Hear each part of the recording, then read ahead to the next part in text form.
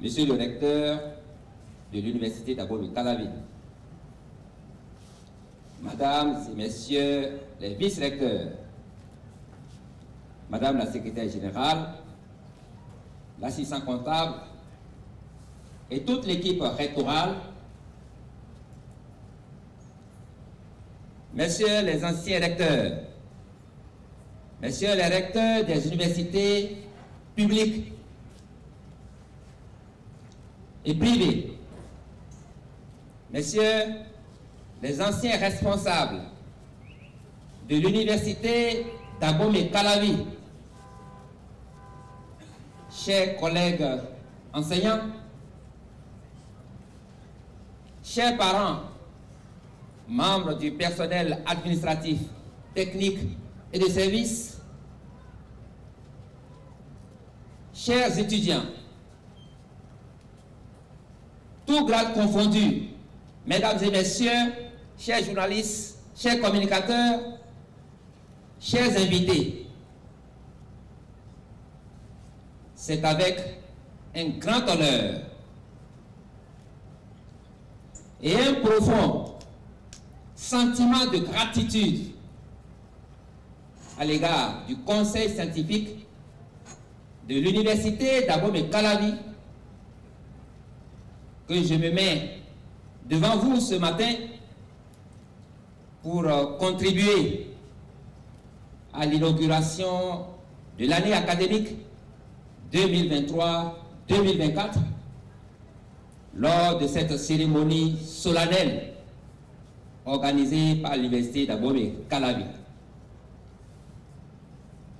Je suis particulièrement enchanté d'être retenu par les autorités du conseil scientifique pour prononcer la leçon inaugurale sur un sujet qui me tient très à cœur: les matériaux composites au service du développement de notre pays.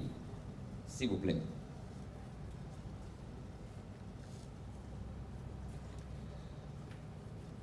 Ce thème, c'est tout mon parcours.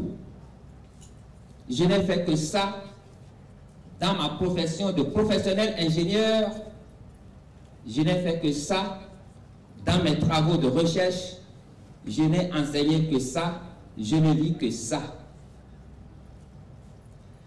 Ma présentation va se faire en 5 points, encadrés par une introduction et une conclusion.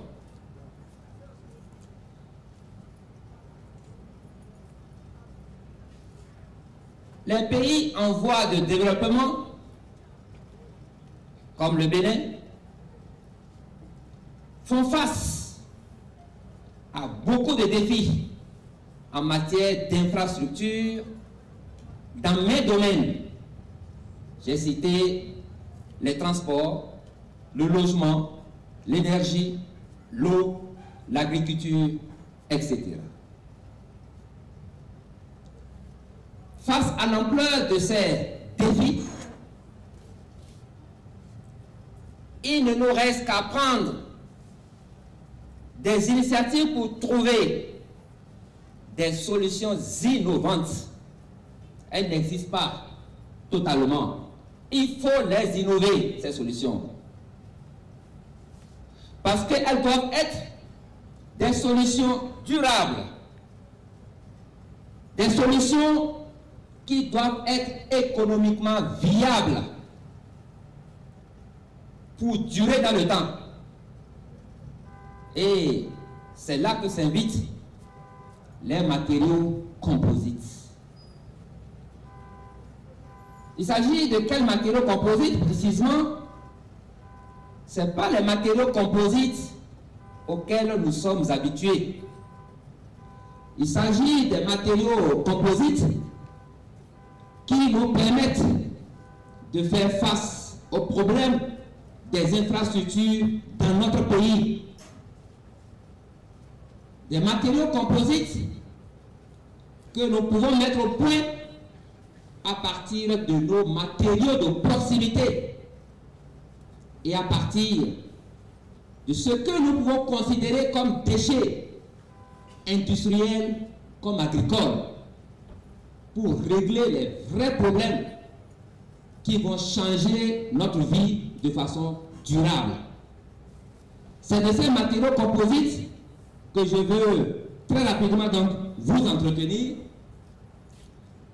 en disant que du point de vue des infrastructures, la communication va concerner juste quelques petits domaines, à savoir le logement, les routes et les ouvrages de stockage des récoltes en milieu rural.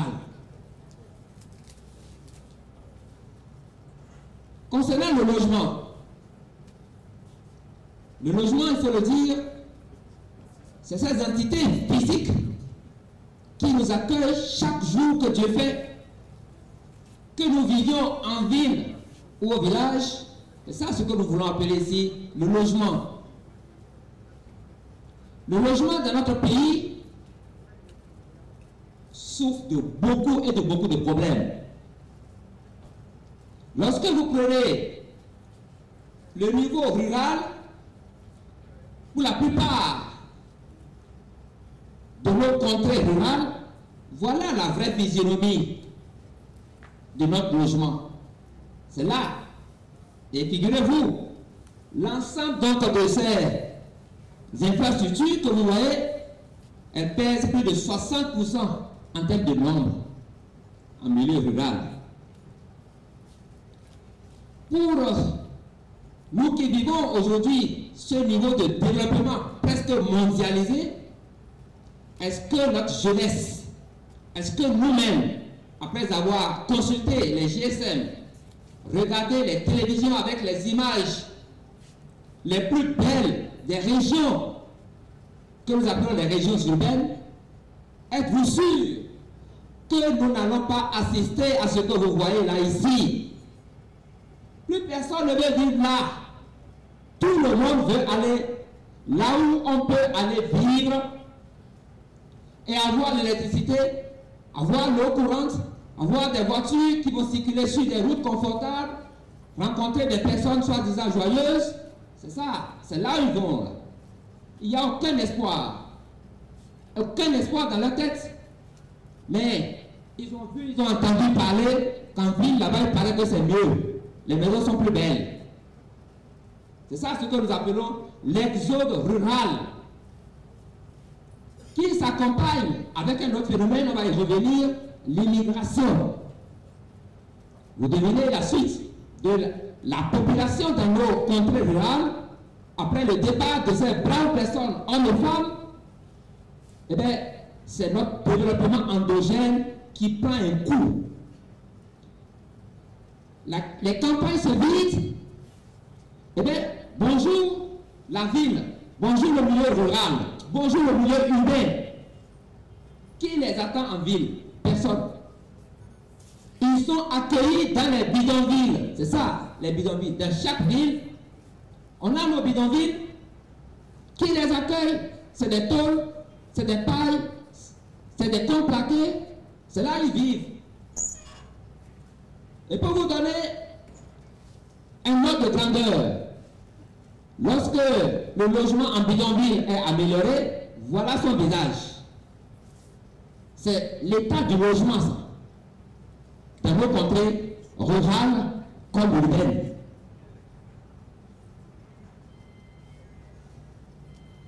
L'habitat au Bénin, après cet état de précarité que nous avons montré, l'habitat au Bénin coûte cher et très cher. Il est cher parce que déjà vers les années fin 90, début 2000, le mètre carré donc de bâtiment d'habitation que nous allons appeler pavillon, type F2, F3 et autres, il nous coûtait 125 000 à 175 000 francs le mètre carré.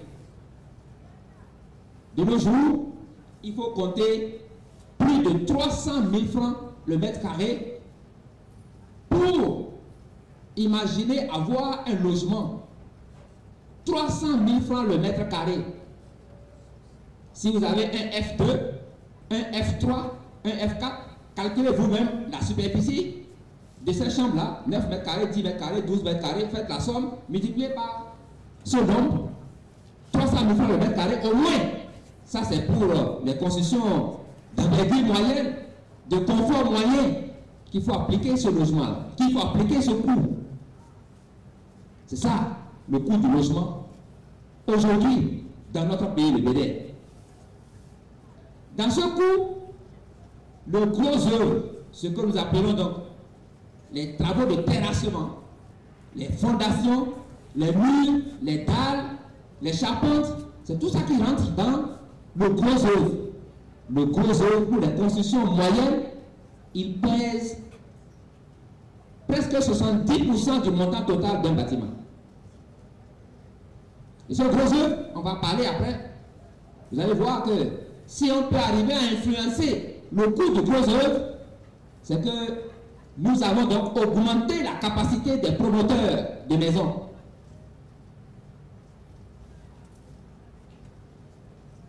Les conséquences du coût élevé de nos constructions, eh bien donc, c'est que dans les villes, peu de personnes sont capables de construire pour loger ou pour laisser en location.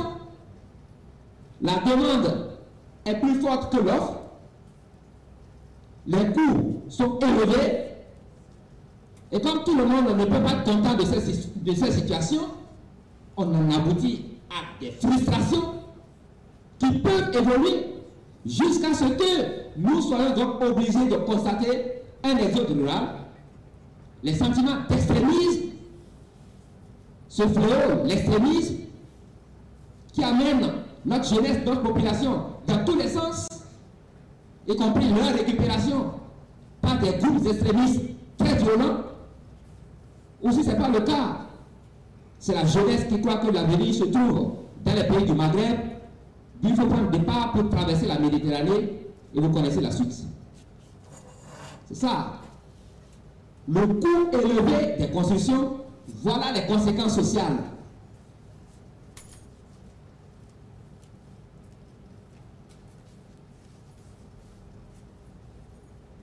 L'habitat au Bénin concerne les gouvernants, les autorités qui nous gouvernent. Elles ont mesuré les défis qui se posent à eux, les gouvernants, pour dire on ne peut pas continuer à regarder ces problèmes-là sans agir. Les gouvernants ont mis en place des programmes entiers de modernisation du logement en milieu rural. Ils ont également mis en place des politiques qui tendent à développer l'habitat urbain. Sinon, nos villes vont se transformer en bidonville pour plus de la moitié de son territoire. Et bonjour les dégâts. Bonjour les dégâts parce que dans les bidonvilles, ce qui se développe, c'est ce que nous constatons. Si ce n'est pas Gaïman, et bien donc c'est les vols en plein jour. La dernière fois j'étais à Boego, c'est la semaine dernière. On me raconte comme quoi après Gaïman, désormais les vols, c'est un marché. C'est au marché que les perdus viennent pour déverser donc leur colère sur nos mamans, sur nos papas, sur nos parents qui sont venus honnêtement faire leur commerce, où on leur arrache leur sac en plein jour. C'est des problèmes majeurs qui obligent donc les gouvernants à se dire ah, il faut mettre en place des programmes de logements sociaux, et Dieu même sait qu'il n'y a pas ce gouvernement depuis le renouveau démocratique qui ne vient pas ici avec un programme de logements sociaux qui dit 10 000 ici, 20 000, 15 000, 5 000, etc., en fonction donc de l'envergure des villes. Et pour ces logements sociaux, les gouvernants veulent faire reposer tout leur espoir sur l'utilisation des matériaux locaux, des matériaux de proximité. Et c'est ce faisant pour manifester donc leur volonté d'aller dans le sens de l'utilisation des matériaux locaux. Depuis 2005, il est pris un décret qui prescrit, le décret 2005-482, qui prescrit au moins 25% d'utilisation de matériaux locaux dans les édifices publics. Mais nous avons un grand problème, très souvent, c'est le snobisme. Pourquoi moi, mon habitation sera en terre de bas ou bien donc en terre... Non, moi je veux aussi construire comme les autres. Même quand vous êtes convaincu, si vous écoutez votre entourage, les proches vont vous dire, mais de l'autre côté là-bas, c'est en ciment, pourquoi chez toi c'est en terre? Vous voyez, on a encore un petit problème psychologique que nous devons surpasser. Et c'est pour ça, ce décret de 2005, il n'a presque jamais été mis en application. Pourquoi est-ce que le ministère de l'Éducation va nous construire à nous des salles de classe en terre, pendant qu'en ville là-bas, c'est en ciment? Les parents refusent. Voilà le problème que nous avons, alors que le Coran l'avait compris. Pour les anciens ici et pour ceux qui veulent bien le voir, dans toutes les écoles primaires, si vous allez à Bégamé, école primaire, dans les grandes villes à Porto-Nouveau, à Djougou, à Parakou, à Bomé, vous allez voir ce que le Coran avait construit. C'est avec la terre rouge. Et c'est ça dans le classe, elles sont toujours debout, solides, pendant que les modules de salle de classe construits avec les matériaux modernes, soi-disant, beaucoup ont perdu donc de leur, on va dire donc, de leur intégrité, puisque décoiffés ou bien partis, alors que les constructions pré-coloniales et coloniales sont toujours là. C'est ça le secret donc des matériaux locaux. Aujourd'hui, le gouvernement dit il faut que nous construisions avec nos matériaux locaux en tenant compte forcément de l'efficacité énergétique que nous devons avoir dans nos maisons. Car en effet, nous construisons tous pour la plupart du temps, mais c'est des maisons qui sont inhabitables. Il fait tellement chaud dedans. On est obligé d'avoir recours à la ventilation mécanique, à la climatisation, et bien entendu, c'est pour nourrir le budget de la SPE. Et plus nous devenons nombreux, la SPE n'est pas en mesure de nous fournir cette énergie dont nous avons si besoin. On s'appauvrit, on ne joue pas de nos maisons. Bon, finalement, qu'est-ce qu'il nous reste? Ce qui nous reste, c'est ce qu'on peut imaginer. C'est les maladies, l'incapacité à jouir de son corps physique parce qu'on n'est pas épanoui. C'est de ça qu'il s'agit. Et c'est pour ça que l'efficacité énergétique doit être de mise, à savoir, dans nos maisons, à 11h, à 13h, à 15h, à 17h, on doit pouvoir toujours y rester sans avoir des températures de plus de 30 degrés à vivre dedans, pour qu'on soit obligé d'allumer le ventilateur. Voilà en quoi l'efficacité énergétique doit être de mise dans ce que nous devons avoir en tête lorsque nous utilisons donc les matériaux pour les constructions donc de nos habitations, que ce soit en milieu rural comme en milieu urbain. La question des infrastructures routières, le transport, tout le monde convient avec moi pour dire c'est une des infrastructures les plus essentielles de tout pays, qu'il soit Amérique, qu'il soit Japon, qu'il soit la France ou autre. Le transport, surtout le transport terrestre, c'est le transport qui nous permet de faire passer nos échanges, de nous déplacer, de communiquer, de devenir riches. C'est le transport.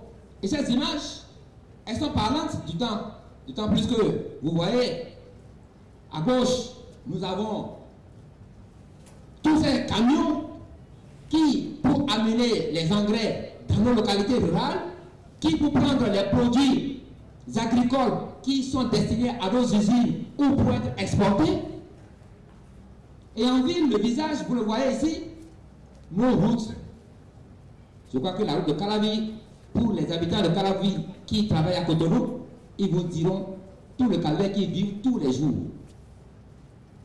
Nos routes, elles ne sont pas suffisantes.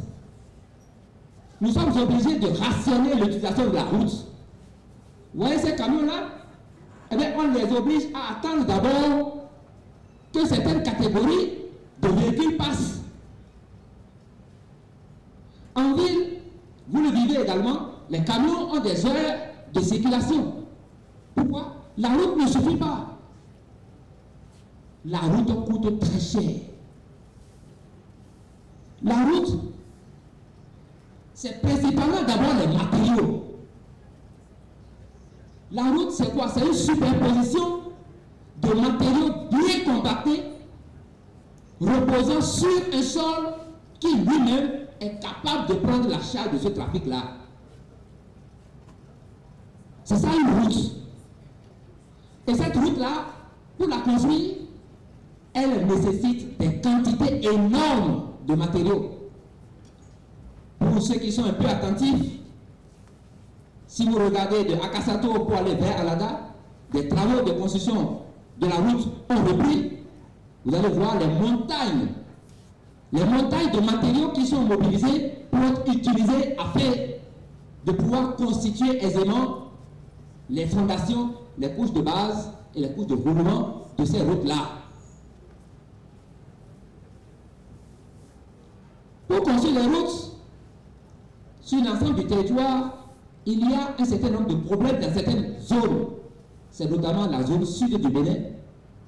La zone sud du Bénin qui se caractérise par une densité de population très élevée et un territoire plus petit que les autres parties du pays où nous avons un peu moins de personnes à habiter.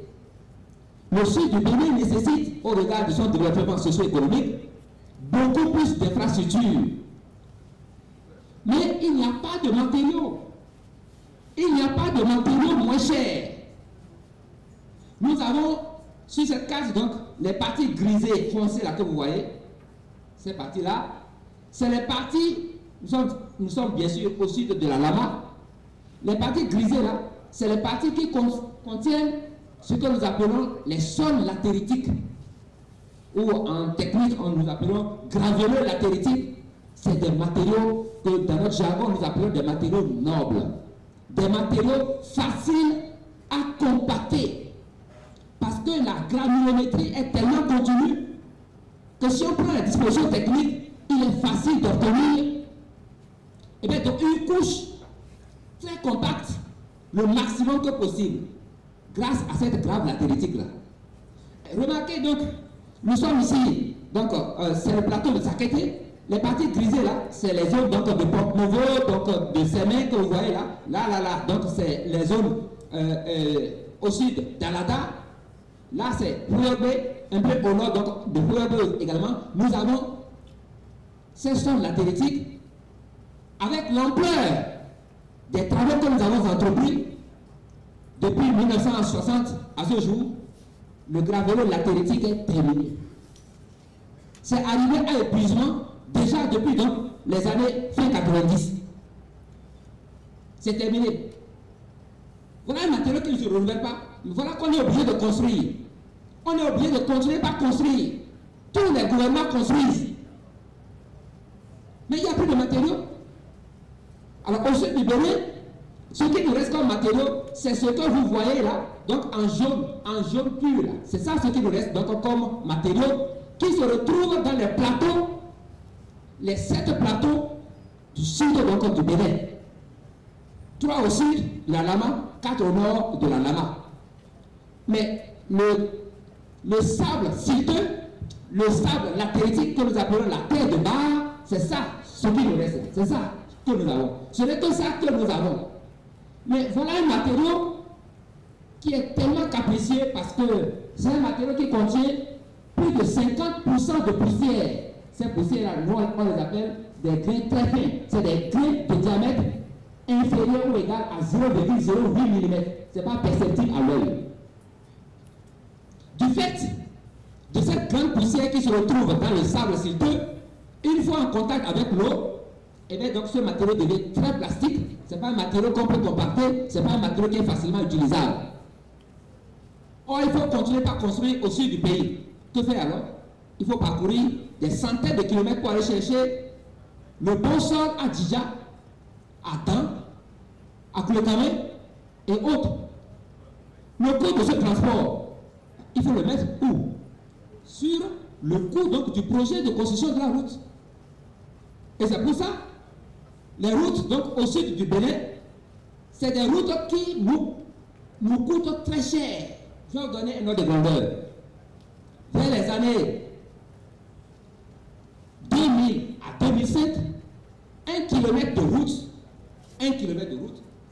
revêtue, donc goudronnée, 7 mètres de large, 1,50 m d'accotement, ce que nous appelons encore trottoir, donc 7 mètres de large, 1,50 m de part et d'autre, sur 1 km. Avant ça nous coûtait 200 millions de kilomètres.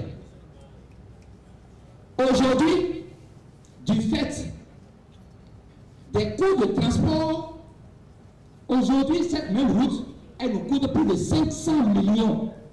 C'est pour la route la plus chère.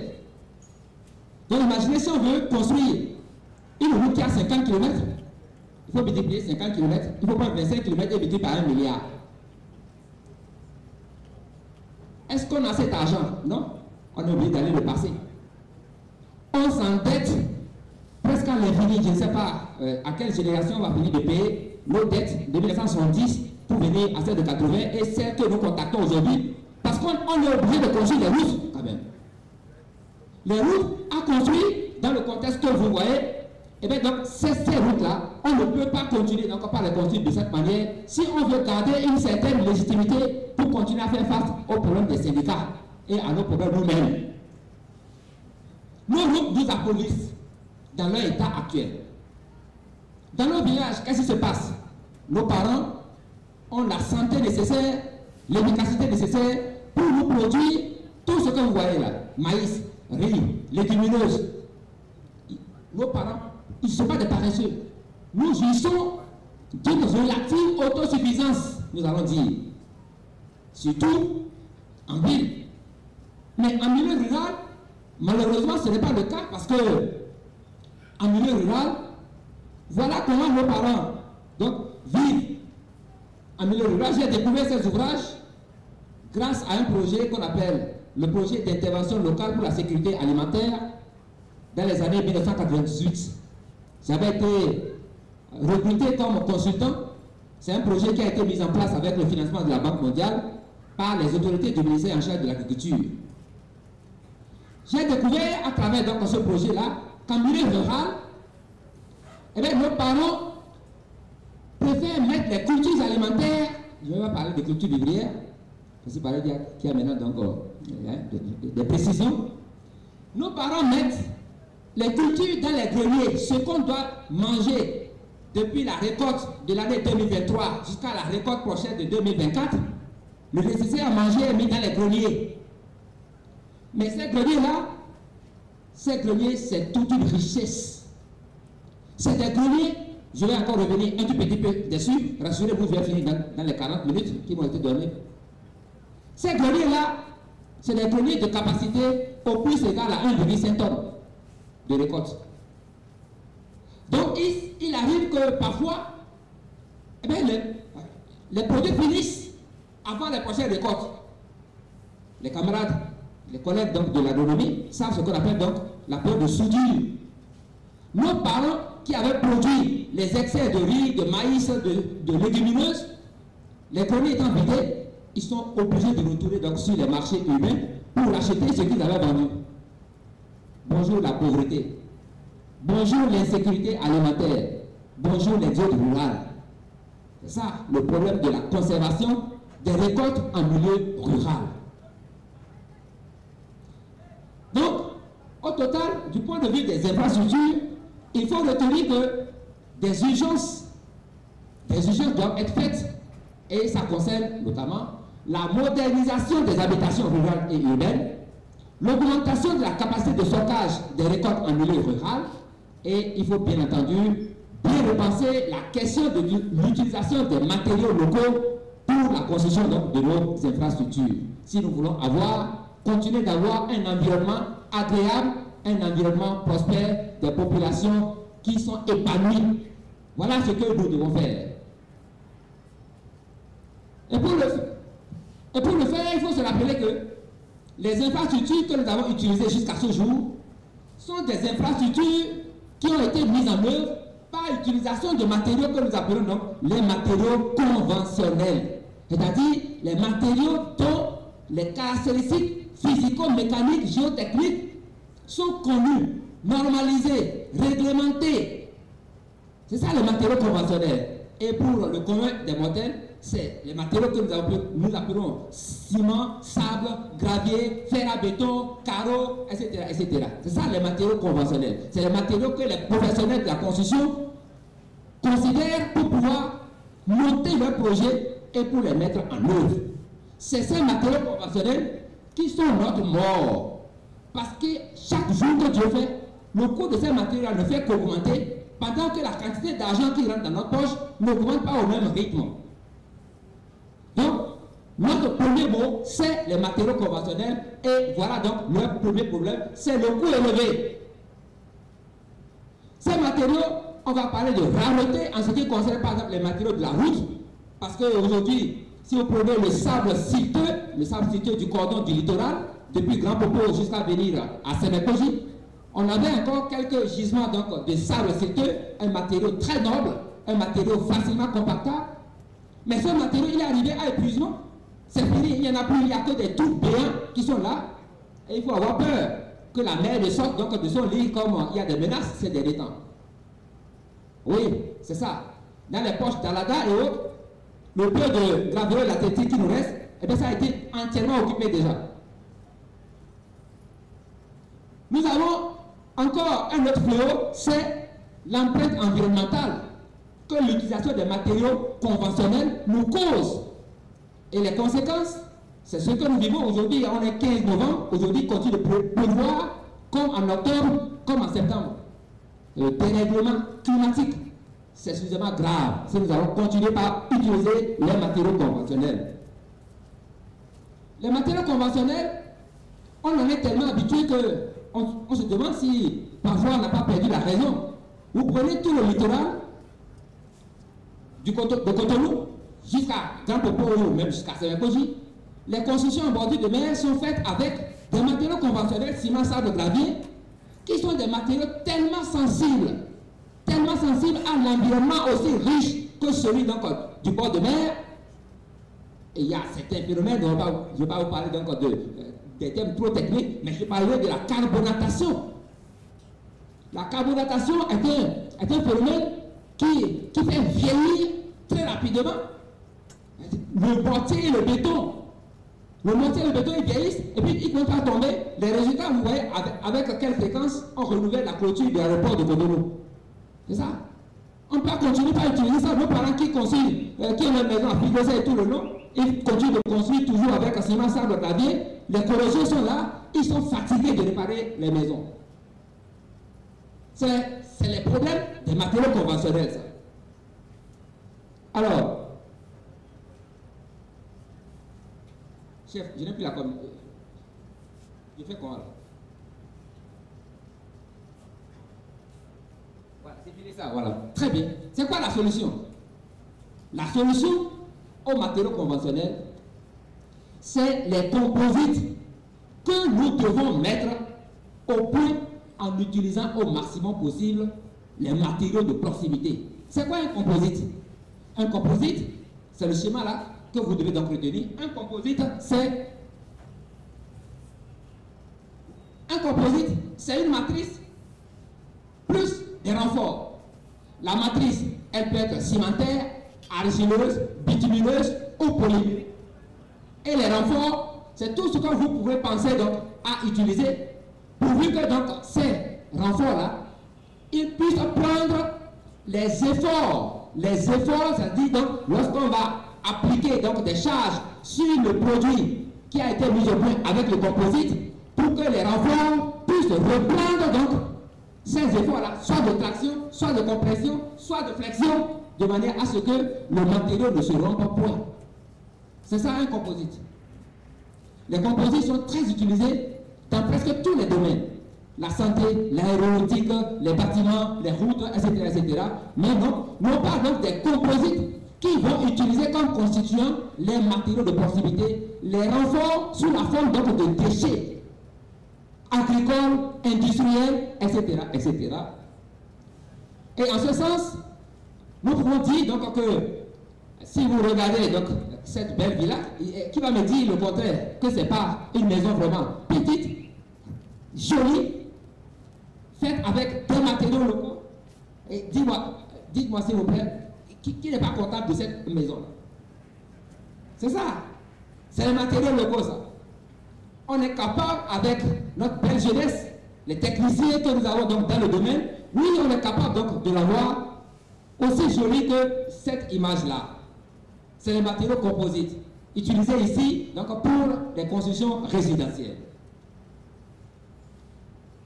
Les matériaux composites, c'est notre avenir, en ce sens que ces matériaux composites-là, dans le sens de ce que je développe, ils vont nous permettre d'utiliser des ressources essentiellement renouvelables, la biomasse notamment.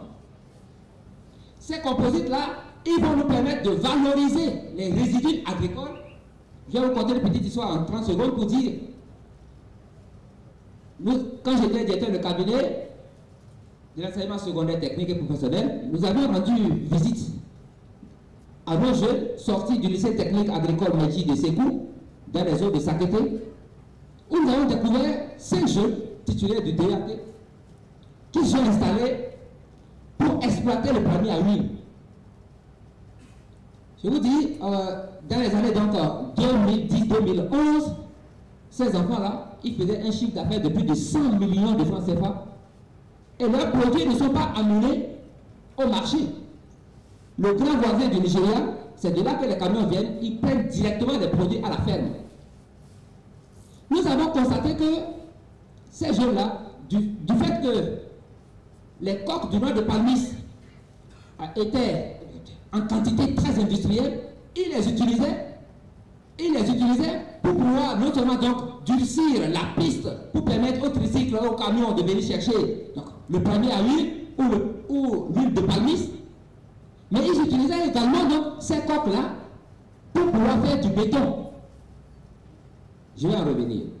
Ça veut dire qu'aujourd'hui, les coques de noix de palmiste, qui étaient, on va dire, un déchet, aujourd'hui, les coques, il y a de cela 3 ans, 4 ans, je suis retourné là-bas. J'ai plus vu un seul tas de coques de noix de palmiste. Les coques sont devenues donc une marchandise, ont été valorisées. Et c'est les Nigériens qui viennent chercher. Donc, l'utilisation donc en matériaux composites de nos déchets agricoles nous permet donc de valoriser ce que nous avons à côté de nous qui nous encombre. Et ce faisant, on va avoir des matériaux composites développant de bonnes résistances en compression, en traction, en flexion pour être utilisés dans les éléments de structure de nos bâtiments. Ces matériaux composites se caractérisent par une masse volumique très petite comparée aux matériaux conventionnels pour la plupart. Et ces matériaux composites nous permettent de faire face également donc aux problèmes de corrosion dans les zones où l'agressivité de l'environnement nous amène au problème de corrosion. Alors donc, qu'est-ce que nous faisons dans nos laboratoires? Qu'est-ce que nous cherchons? Qu'est-ce que nous cherchons pour passer de assistant à maître assistant, etc., etc. Eh bien donc, nous travaillons sur les matériaux composites. Les matériaux composites qui peuvent être utilisés autant donc dans la construction, dans l'agriculture comme dans les routes. Et ce faisant donc, nous utilisons les méthodes classiques que vous connaissez. Donc, il y a des expérimentations, il y a également donc des approches numériques. Et nous abordons des thématiques qui concernent autant les réponses aux défis nationaux qu'internationaux. Parce que si vous prenez par exemple le cas des coques de noix de palmiste, dans la littérature scientifique, il y a tellement de publications de nos collègues du Nigeria, de Malaisie, d'Indonésie, en tout cas de tous les pays qui produisent le palmier à huile. Heureusement, le Bénin n'est pas du reste, hein, grâce à vos serviteurs.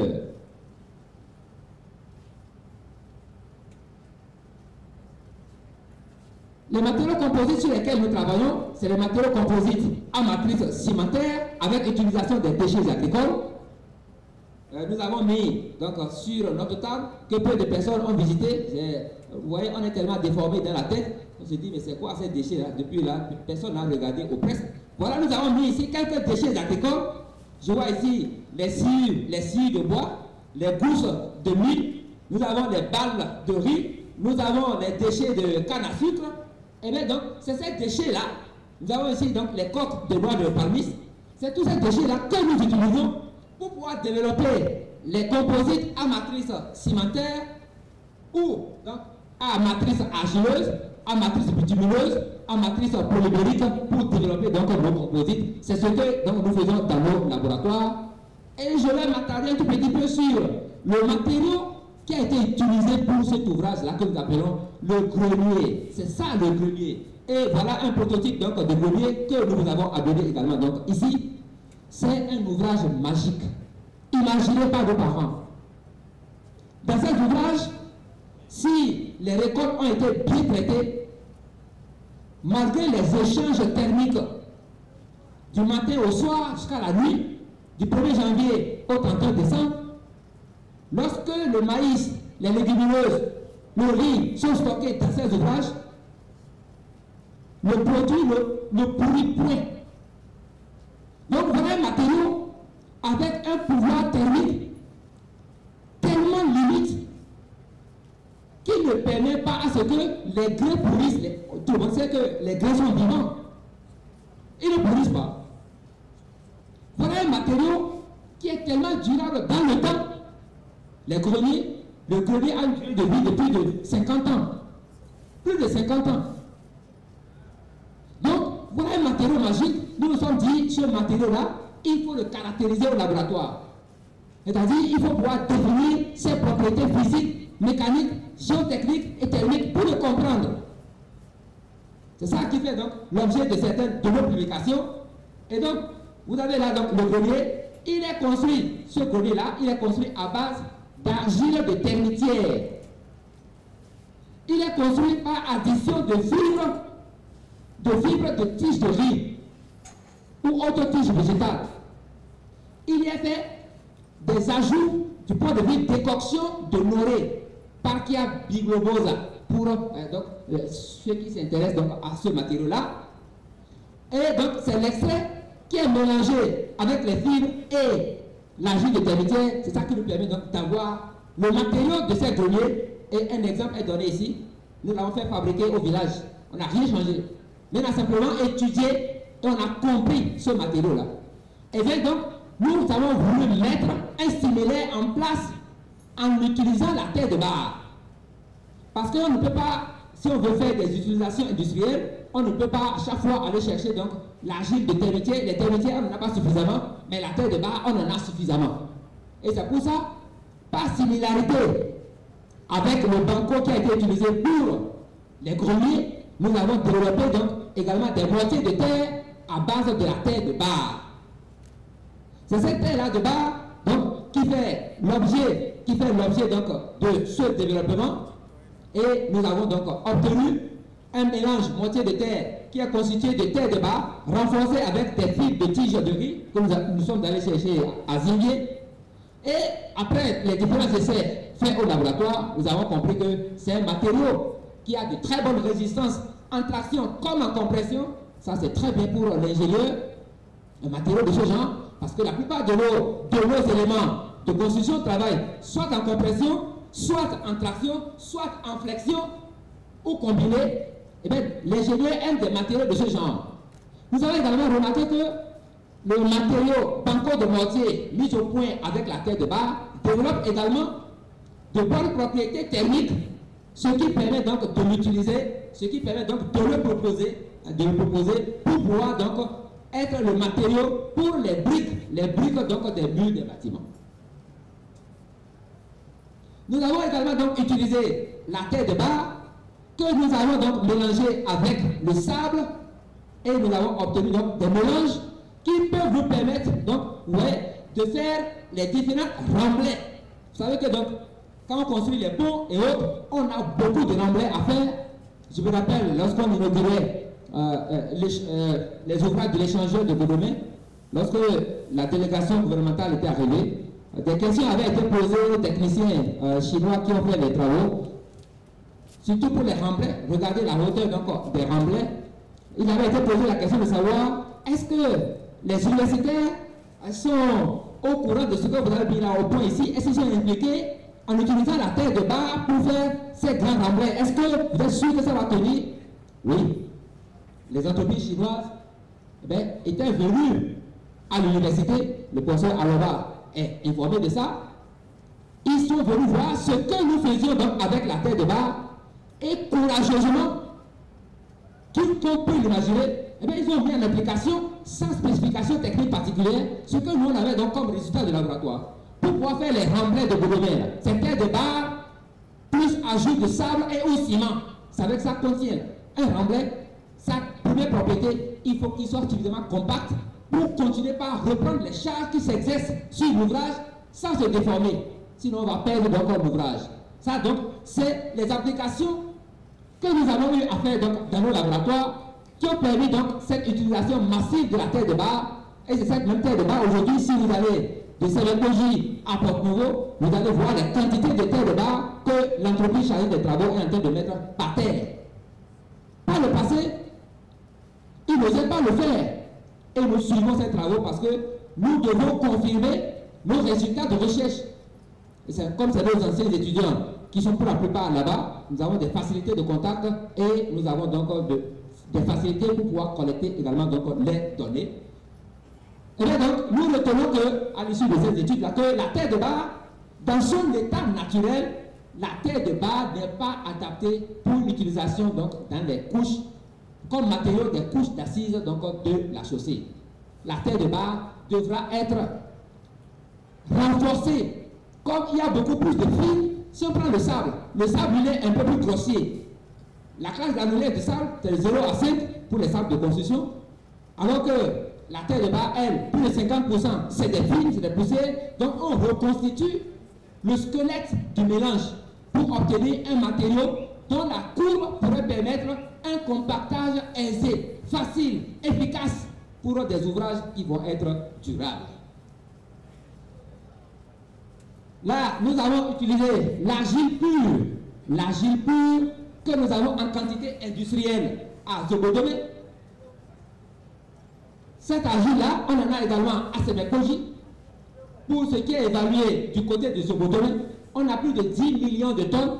Et puis ça, c'est des estimations très préliminaires. Cette argile-là, si on ne développe pas les techniques nécessaires, elle va rester là. Et on va importer de l'argile d'Italie, d'Espagne, comme nous le faisons, nous continuons pas à le faire. On se dit non. Il est possible que nous puissions mettre également en place des composites en utilisant ce gisement, ce matériau naturel que Dieu nous a donné pour les croyants. Donc que la nature nous a donné de façon générale. Et nous avons associé ça avec des centres de bois, puisque nous faisons beaucoup de charbon, les résidus donc de la fabrication du charbon. Et nous avons également considéré les verres obtenus des bouteilles. Les bouteilles, vous le savez, les bouteilles, leur durée de vie, c'est plus de 300 ans. Une bouteille, le verre des bouteilles. Or, quand vous visitez nos poubelles, la moitié des déchets, parfois, c'est les bouteilles. Donc, il faut s'en débarrasser utilement, et c'est pour ça que cette recherche a consisté à prendre les verres, à les broyer, mélanger avec le charbon de bois, mélanger à l'argile de Zobodomé, et bien donc, nous obtenons une pâte. Voilà une pâte qui nous permet donc d'avoir, vous voyez, donc, ces trois briques-là, c'est des briques qui ont été obtenues à partir de cette argile pure, et c'est des briques sans fissure. C'est des briques tellement dures, elles attendent de passer au four. il y a un opérateur économique à Zobodo qui est installé. Il y a un grand four. Nous allons donc chez lui encore donc mettre ces briques-là au four à une température de 1000 degrés. C'est ce qui va sortir, en fait. Et c'est justement pour pouvoir polymériser donc le verre que nous voulons le faire et ce faisant donc augmenter la capacité de l'essence en compression. Donc, ces briques-là, vous convenez avec moi, avec leur pouvoir thermique. Leur pouvoir thermique très limité sont des briques qui seront efficaces lorsque nous allons les utiliser pour ériger les murs de façade de nos bâtiments. Vous voyez que nos bâtiments, nos maisons, eh bien, une façade s'ouvre à l'est et de 7h à midi, la façade là, elle est chauffée. De 13h jusqu'à 18h, c'est la façade ouest qui va prendre le relais. Eh bien, tous les murs donc, de façade, là, le soir quand vous rentrez, c'est eux qui vous accueillent avec la chaleur. Et bonjour donc les climatiseurs, et bonjour les brasseurs, et bonjour bien entendu donc l'argent qui va sortir de nos poches. On s'appauvrit. On s'appauvrit parce que nous avons utilisé les mauvais matériaux. Voilà. Voilà donc l'argile, c'est un exemple donc, de l'argile de Zobodo. Voilà le produit ici fini en image. Il est là également donc de façon physique. Je passe donc pour dire que nous avons encore développé d'autres composites. D'autres composites, voilà, et par utilisation donc des balles de riz. Les balles de riz, vous savez, donc nous produisons quand même un peu de riz à Glazoué, à Malanville. Et donc les balles là de riz, nous avons mis ici aussi quelques échantillons pour que ceux qui ont grandi à Bégamé, là, qui ne sont jamais allés à Alada, qui voient ce qu'on appelle donc les balles de riz. Ces balles là de riz, c'est magique. C'est magique parce que les collègues ont développé des composites à partir donc de ces balles là de riz et ils ont obtenu des ouvrages super. Je vais parler en français parce que vous dites que c'est super du point de vue de la transmission thermique. Le problème que nous avons dans nos bâtiments là, actuels, et bien donc, vous voyez, donc ces plaques là, j'ai une plaque là ici, elle est obtenue donc à partir d'une matrice cimentaire avec les balles de riz. Le pouvoir pour bloquer la chaleur, c'est tellement énorme que ces plaques-là, si nous les produisons, il suffit seulement donc de les coller comme un deuxième mur à l'intérieur de nos maisons qui nous chauffent là. Et bien entendu, notre facture de SBE, elle va passer de 1000 francs. En tout cas, je ne dirais pas donc que ça va venir à 0 francs, mais ça sera au moins donc dans une limite très très très appréciable par les utilisateurs que vous êtes. Nous avons donc développé également donc ces composites-là qui peuvent nous permettre donc d'avoir ces plaques. Et ces plaques, on peut les utiliser autant comme revêtement à l'intérieur des murs de façade. On peut les utiliser également donc, au niveau de nos toitures terrasses. C'est la dalle qui accorde avec le soleil. C'est ça qu'on va appeler donc toiture terrasse. Ces plaques-là, elles peuvent donc être utilisées là-bas également. Voilà donc les composites à base de balles de riz. Voilà. Les références des articles sont là, c'est aussi dans la leçon. J'espère que le conseil scientifique mettra ça à votre disposition si vous le souhaitez bien. Nous avons prévu des posters. Nous avons mis donc quelques posters là-bas parce qu'on ne peut pas ici en 40 minutes exposer tout ce que nous avons. Pour les curieux, les posters sont à ma droite là-bas au fond de la salle. Vous pourrez donc continuer par visiter ce que nous faisons au niveau donc de nos travaux de recherche. Voilà, donc ici, c'est les coques de noix de palmis. Bon, ces coques-là sont là, ici. Bon, ça, c'est un tas de coques de noix de palmis qu'on appelle à Michelité. Voilà ce que ça donne du point de vue, donc, agrandi, en zoom. Voilà, cette maison-là, c'est une maison construite par un habitant de Michelité en utilisant comme béton des poteaux et des dalles, le béton obtenu à partir des coques de noix de palmis. Un peu comme le matériau donc, des greniers, nous nous sommes dit, nous allons défoncer le secret donc de ce mélange parce que nos populations en sont arrivées là, car en effet les zones où on produit le palmier à huile, en général, il n'y a pas de gisement pour le gravier. On ne peut pas construire à Porte-Nouveau, à Michelité, à Dando, en commandant le gravier à Lokosa. C'est trop cher. Donc nos parents, c'est pas d'aujourd'hui, hein, ça date depuis 50 ans, voire 100 ans. Et ils ont remplacé le gravier par les coques de noix de palmis. Et ils construisaient les maisons. Jusqu'à présent, nous nous sommes dit, il faut également donc caractériser ce béton-là et on lui a donné donc la forme professionnelle, la forme sur laquelle les ingénieurs, les techniciens seront en mesure de dire oui, un béton de coque de noix de palmis, voilà comment il faut le monter, comme on monte un béton à base de ciment, sable, gravier. Et ça, on l'a donc caractérisé. Et Parce que les ouvrages sont là, nous sommes allés les visiter 1000 fois pour nous assurer qu'effectivement, c'est des murs, c'est des bâtiments qui tiennent. On a même fait des tests de résistance.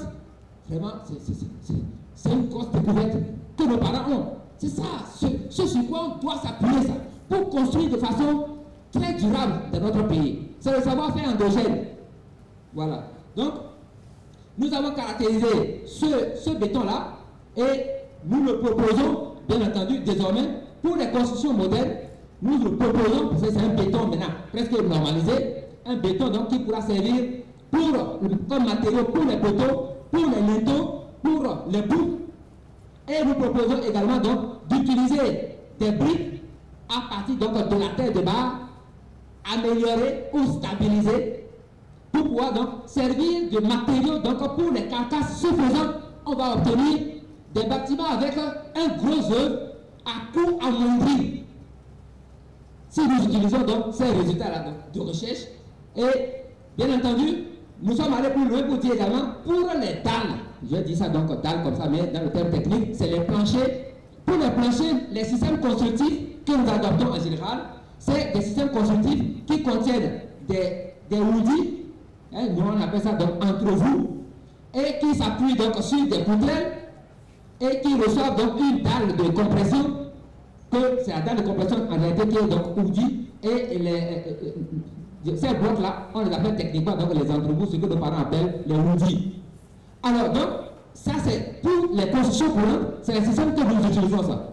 Nous on propose donc, au lieu d'utiliser donc ces blocs à base du mortier, ciment, sable, eau, et bien donc nous proposons, comme on a mis au point à partir donc du banco des communes, un matériau qui est tellement résistant mécaniquement, qui a un pouvoir thermique limité, qui peut contribuer à développer donc un microclimat très agréable à l'intérieur de le bâtiment. Et bien donc nous proposons de remplacer les houdis par donc les entrevous faits à base de la terre de barre, avec les fibres. Il n'y a pas un seul goutte de ciment dedans. Voilà. En ce qui concerne les ouvrages de stockage en milieu rural, nos parents, ils savent déjà construire leur grenier. Le matériel est local. Les fibres sont là. La technique est dans leurs mains. Bon, qu'est-ce qu'il reste encore? Donc, nous, quand on a caractérisé le matériau, on a vu que, du point de vue résistance, le matériau est sous-utilisé par nos parents. Nous avons donc repris les dimensionnements et nous sommes arrivés à la conclusion comme quoi il est possible que nous utilisions, faites défiler s'il vous plaît, voilà, il est possible donc que nous utilisions, vous êtes allé un peu loin, voilà, il est possible donc que nous passions d'une capacité de 3 tonnes à 13 tonnes. Et ce n'est pas des maçons qui ont venu de Porto, ni de Boycon pour aller construire ça. Non, c'est nos parents même. Ils savent le faire. Voilà. Il y a donc, les plus grands maçons, dans ce sens-là, c'était donc les populations beaucoup plus donc, de Boukoumé et autres au nord-est donc de la Takora. Mais les collègues du ministère de l'Agriculture ont aujourd'hui fait la vulgarisation de cette technique-là, de sorte que maintenant que le camin, nos parents savent construire. Ils savent construire donc ces greniers. Pourquoi nous avons proposé ça? C'est parce que nos collègues chercheurs ont proposé de mettre en place, pour pouvoir résoudre le problème de la sécurité alimentaire en milieu rural, et ils ont proposé des ouvrages avec un matériau à base de ciment. Et les résultats sont là, les grains pourris. Les grains pourris, ça n'a pas marché. Voilà. Ce qui va marcher, c'est ce que nos parents savent faire. Et il suffit seulement donc que nous utilisons leur savoir-faire sur la base de nos calculs techniques, et bien, ils vont avoir les résultats donc, que vous voyez là. On va avoir donc des greniers de plus grande capacité. Voilà. Donc, du point de vue construction routière, nous avons également fait des applications. Ça, donc, nous avons pris la terre de base de Avlancourt, nous avons mélangé avec donc, le sable. On a obtenu des matériaux qui sont essentiellement donc, utilisables en couche de fondation et en couche de base donc, de nos routes.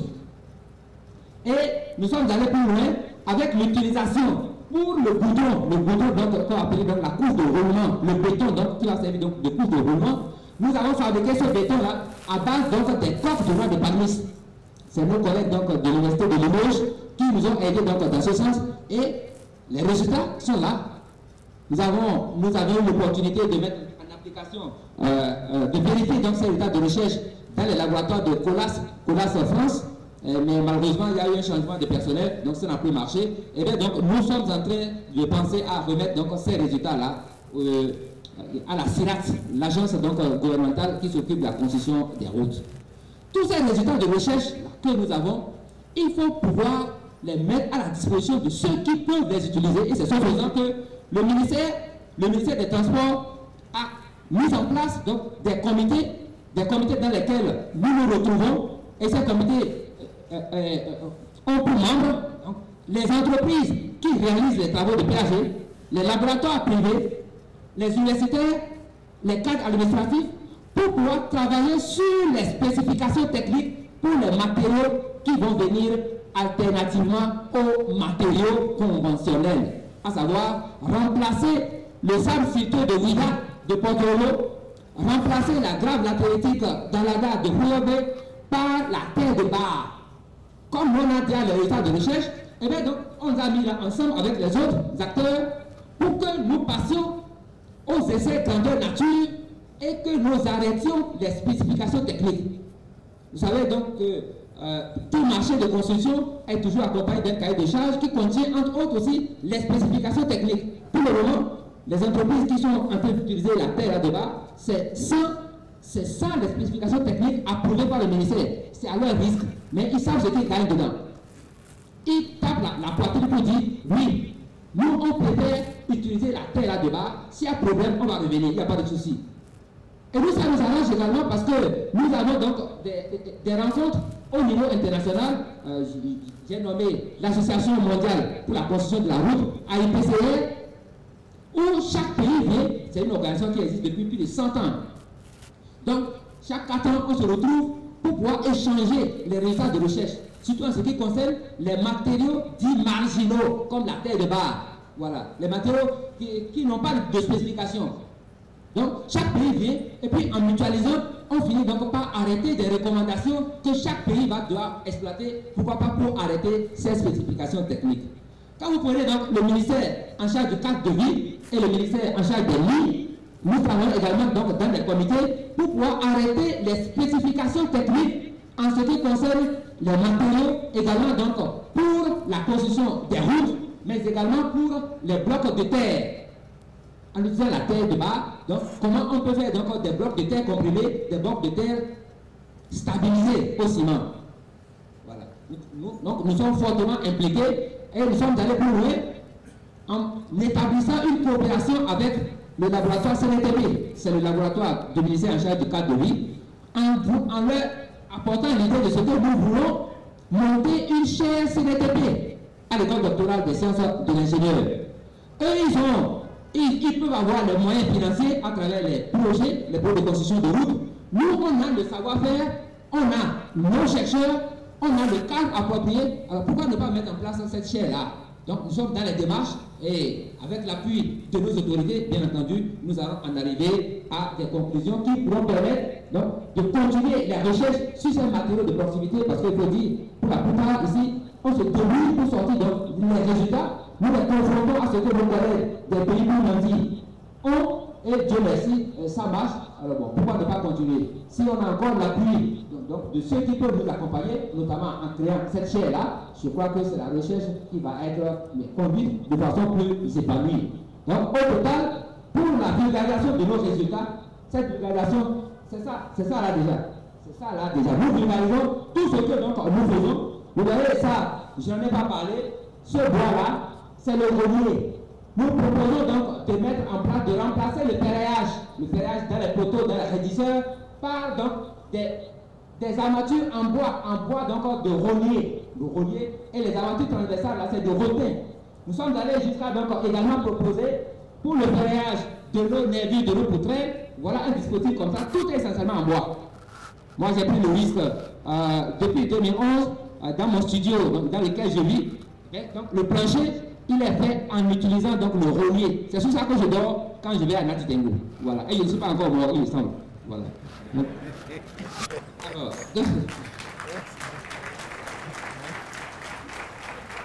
monsieur le recteur, chers enseignants, chers collègues, vous avez compris les matériaux composites. Il faut croire aux matériaux composites. Les matériaux composites sont une alternative très prometteuse. Et je vous dis que les Chinois, vraiment, ils nous donnent beaucoup de leçons. Lorsque le gouvernement avait confié donc, les travaux d'asphaltage aux Chinois, certaines des entreprises chinoises ont développé des mélanges composites avec ajout au ciment de la pouzzolane, c'est-à-dire donc une poudre qui a les mêmes propriétés ou presque que le ciment. Donc ils ont obtenu des mélanges du côté ciment aussi efficaces que le ciment, mais plus moins cher. C'est ce que nos collègues, avec donc les bourses là de mine, nos collègues au labo, ils ont développé également donc de la pouzzolane à partir également donc des balles de riz. Ils ont également donc développé de la pouzzolane, c'est-à-dire donc un substituant donc au ciment dans des proportions bien données. Mais je crois que si on peut économiser sur chaque kilogramme de ciment qui coûte environ 5 000, 6 000, 7 000, si on peut économiser 2 000 francs, vous imaginez donc les économies que nous pouvons faire. Et donc, nous, au niveau de notre labo, ce n'est pas manque d'un grand fou. J'ai proposé à ce que nous prenions également donc, le risque de produire de la pouzzolane que nous allons vendre. Nous allons nous vendre ça nous-mêmes. On va être d'abord les rats de labo nous-mêmes. Voilà, comme je l'ai fait donc à Natidingo.